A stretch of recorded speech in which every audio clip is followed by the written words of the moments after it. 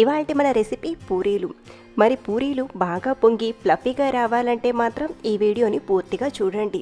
ఇంత సింపుల్గా పూరీలు పొంగుతాయా అనిపిస్తుంది. కాబట్టి వీడియోని మిస్ అవ్వకుండా పూర్తిగా చూడండి.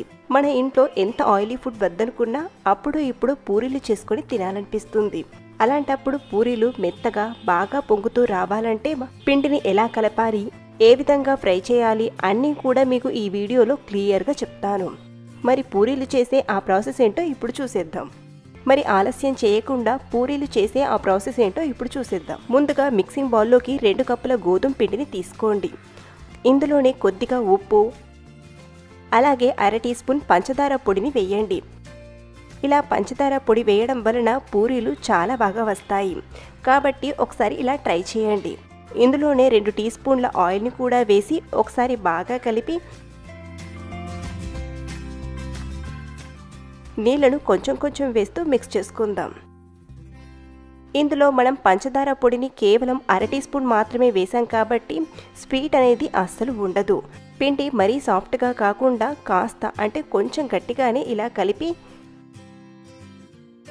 మళ్ళీ కొంచెం ఆయిల్తో ఇలా కవర్ చేసి ఒక 10 నిమిషాలు పక్కన పెట్టండి. 10 నిమిషాల తర్వాత ఇప్పుడు మరోసారి బాగా ప్రెస్ చేస్తూ కలపండి. దీని వలన పిండి సాఫ్ట్గా అవుతుంది. పూరీలు కూడా మెత్తగా బాగా వస్తాయి. ఇప్పుడు పిండిని నిమ్మ సైజ్ అంతా తీసుకొని రౌండ్గా చిన్న చిన్న ముద్దలుగా చేసుకుందాం.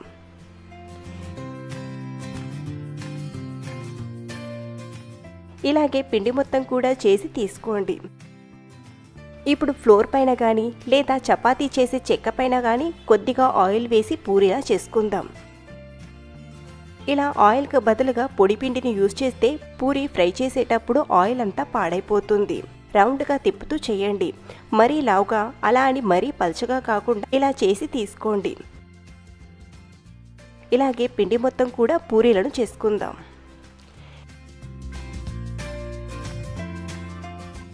ఇలా అన్నీ చేశాక డీప్ ఫ్రైకి సరిపడా ఆయిల్ని తీసుకొని బాగా వేడి చేయండి. ఆయిల్ బాగా వేడయ్యాకే పూరీని వేసి హై ఫ్లేమ్లో కాల్చండి. ఇలా గంటెతో లైట్గా ప్రెస్ చేస్తూ ఉంటే పూరీ పూర్తిగా పొంగుతుంది. అంతే, మరో పక్కకి కూడా టర్న్ చేసి